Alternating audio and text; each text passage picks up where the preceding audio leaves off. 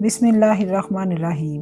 پرانے زمانے کی بات ہے جب لوگ سادہ لوح ہوتے تھے اور ان میں کوئی بناوٹ نہیں ہوتی تھی۔ شہر کی چکا چوند رونق سے دور دو دوست رہا کرتے تھے۔ ایک کا نام احمد تھا اور دوسرے کا کمال۔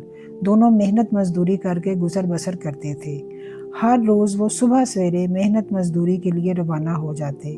سارے دن کی محنت کے بعد جب گھر کی طرف روانہ ہوتے تو کہیں پیڑ کے نیچے مل بیٹھ کر کھانا کھا لیتے اور تھکاوٹ دور کر لیتے۔ بظاہر ان کی دوستی میں اپنائیت، خلوص اور محبت نظر آتی تھی، لیکن دلوں کے راز اللہ ہی جانتا ہے۔ کب انسان راہ راست سے بھٹک جائے کچھ پتہ نہیں ہوتا۔ ایک دن خدا کی کرنی ایسی ہوئی کہ وہ آپس میں جھگڑ پڑے اور نوبت یہاں تک پہنچ گئی کہ ان دونوں کو فیصلے کے لیے حکمران کے پاس جانا پڑا۔ لڑائی کی وجہ یہ تھی، ان دونوں کو محنت کے عوض جو اشرفیاں ملی تھیں، کمال کا کہنا تھا کہ میں نے زیادہ محنت کی ہے اس لیے زیادہ اشرفیاں میرے حصے میں آتی ہیں، پر احمد کا کہنا تھا میں نے تم سے زیادہ کام کیا ہے اس لیے زیادہ اشرفیاں میرے زمرے میں آتی ہیں۔ حکمران ان دونوں کی باتیں سن کر حیران اور پریشان تھا۔ دونوں ہی ایک بات پر تلے ہوئے تھے۔ فیصلہ کرنا کافی مشکل تھا۔ بظاہر دونوں ہی اپنی اپنی جگہ پر صفائیاں پیش کر رہے تھے۔ کوئی گواہ بھی نہیں تھا جس کو مد نظر رکھ کر فیصلہ کیا جائے۔ مسئلہ کافی الجھا ہوا تھا۔ بالآخر حکمران نے شاہی خزانے سے کچھ زائد اشرفیاں منگوائیں اور دونوں نے جتنی اشرفیاں مانگی تھیں دونوں کو اس کے مطابق دے دیں اور معاملہ رفع دفع کیا۔ بظاہر مسئلے کا حل نکل گیا تھا اور وہ دونوں بھی خوش تھے، پر حکمران کا دل مطمئن نہیں تھا، کیونکہ حکمران کا مقصد صرف معاملے کو ختم کرنا نہیں ہوتا بلکہ صحیح اور غلط میں تمیز کر کے معاملے کو انصاف کے ساتھ پایہ تکمیل تک پہنچانا ہوتا ہے۔ لیکن اگر جھوٹ حق کے سامنے آئے تو اس سے دوبارہ کئی اور جھگڑوں کے راستے کھل جاتے ہیں اور مجرم کی بھی حوصلہ افزائی ہوتی ہے۔ اسی وجہ سے دیکھنے میں تو یہی لگ رہا تھا کہ معاملہ حل ہو گیا ہے، پر حکمران کا دل اندر سے بے چین تھا اور اس نے دل ہی دل میں ٹھان لیا کہ وہ سچائی جان کر رہے گا، اور اسے یقین تھا کہ دونوں میں سے ایک تو فریب دے رہا ہے اور جو بھی گناہ گار ہوگا اسے سزا مل کر رہے گی۔ یوں وقت گزرتا رہا اور زندگی معمول کے مطابق گزرتی رہی، پر ایک دن ویسا ہی جھگڑا پھر شروع ہو گیا۔ کمال بڑے غصے میں حکمران کے پاس آیا اور کہنے لگا، میں نے 20 اشرفیاں احمد کو دی تھیں بطور قرض، پر اب وہ واپس کرنے کا نام ہی نہیں لے رہا۔ حکمران نے جب احمد کو بلوایا تو اس نے الٹا دعویٰ کر دیا۔ اس نے کہا کہ میں نے اس کو 20 اشرفیاں قرض میں دی تھیں، اب جب مانگتا ہوں تو کہتا ہے بلکہ تم نے مجھے 20 اشرفیاں لوٹانی ہیں۔ اب آپ ہی انصاف کیجئے، جب میں نے قرض اس سے لیا ہی نہیں تو واپسی کیسی؟ میری 20 اشرفیاں ضبط کرنا چاہتا ہے۔ کمال پھر چلا اٹھا اور وویلا کرنے لگا، ایک تو قرض واپس نہیں کر رہا، اوپر سے مجھے دھوکہ دے رہا ہے۔ حکمران دونوں کو بغور سن رہا تھا اور حیران تھا۔ معاملہ پہلے سے بھی زیادہ الجھا ہوا تھا اور دونوں اپنی اپنی بات پر بازضد تھے۔ سچ اور جھوٹ کے درمیان پھر سے تکرار شروع تھی۔ حکمران نے جب یہ مقدمہ سنا تو الجھن میں پڑ گیا۔ اس دفعہ معاملہ صرف اجرت کے پیسوں کا نہیں تھا بلکہ قرض جیسے نازک مسئلے کا سوال تھا۔ بالآخر حکمران کے دماغ میں ایک تدبیر آئی۔ اس نے دونوں فریقین کو ایک دن کا ٹائم دیا اور کہا کہ کل دونوں 12 بجے دربار میں حاضر ہو جانا، اور اسی رات حکمران نے اپنا حلیہ بدلا، عام لوگوں جیسے کپڑے زیب تن کیے اور چہرہ ڈھانپ لیا تاکہ کوئی پہچان نہ سکے، اور خاموشی سے کمال کے گھر کے قریب جا پہنچا۔ شام کا وقت تھا، گلی سنسان تھی، کوئی بندہ بشر نہیں تھا۔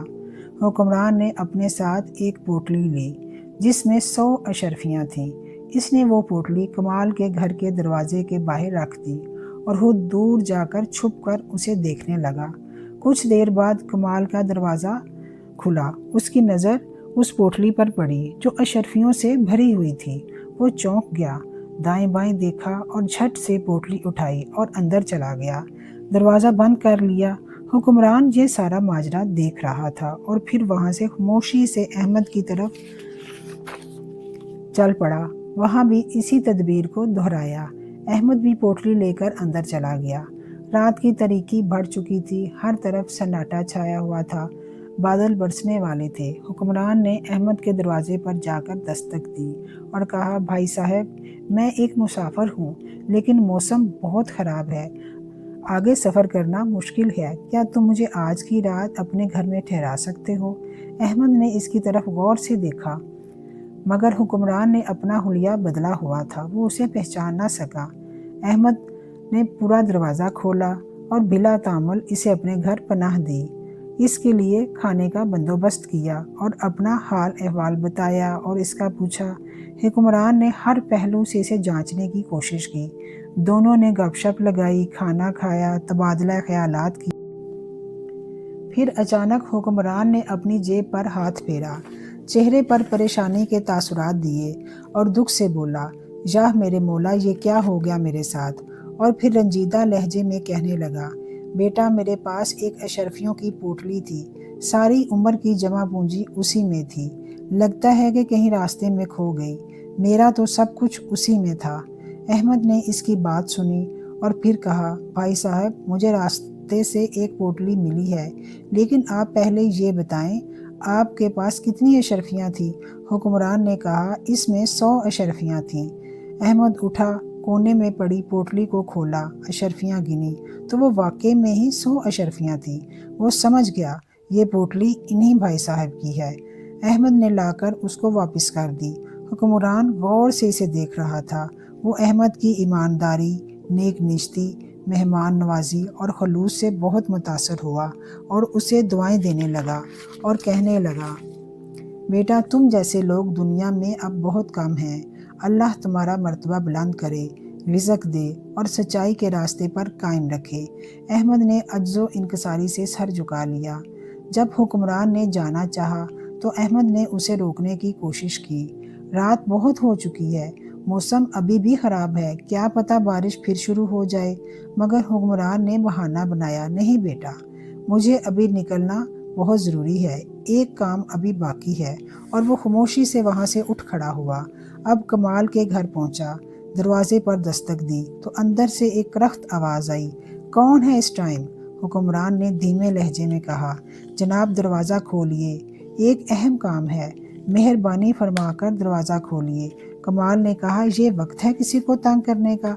इस टाइम भी सुकून नहीं है। हुक्मरान ने कहा, जनाब, मैं मुसाफिर हूँ, एक रात की पनाह चाहता हूँ, क्या आज की रात मुझे अपने घर ठहरा सकते हैं? कमाल ने बेरुखी से कहा, मेरे घर में बहुत तंगी है, यहाँ किसी और को रखने की कोई गुंजाइश नहीं, तुम अपना रास्ता नापो और कहीं और ठिकाना ढूंढो। हुक्मरान बहुत मायूस हुआ, फिर बोला, जनाब, एक और बात है, शाम को मेरी अशरफियों से भरी एक पोटली इसी गली में कहीं खो गई थी, मेरा अंदाज़ा है कि वो यहीं कहीं गिरी होगी, बहुत तलाश की मगर कहीं नहीं मिली।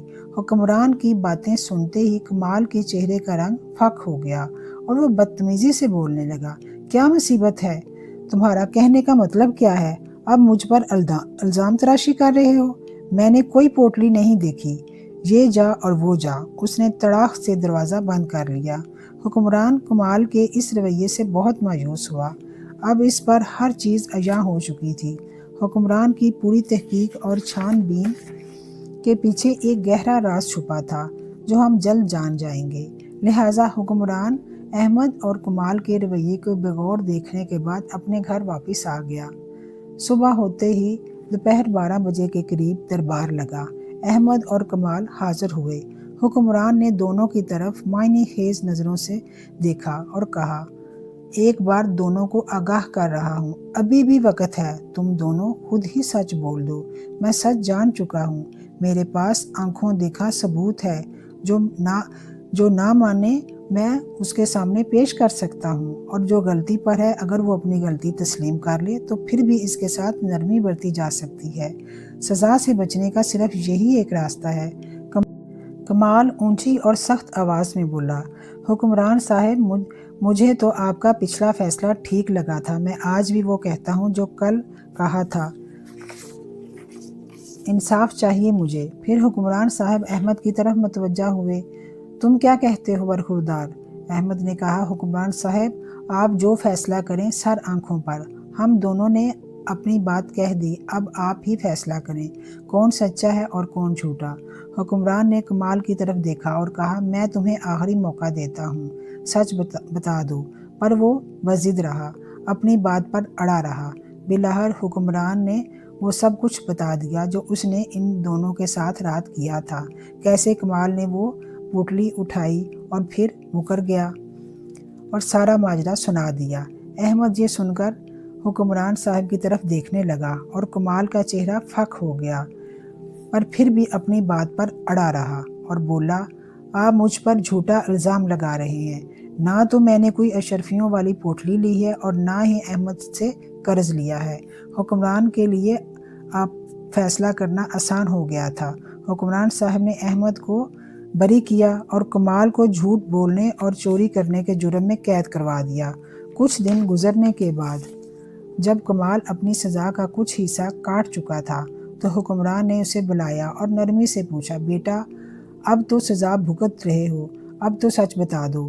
اس نے شرم سے گردن جھکا لی اور اپنے کیے پر پشیمان تھا۔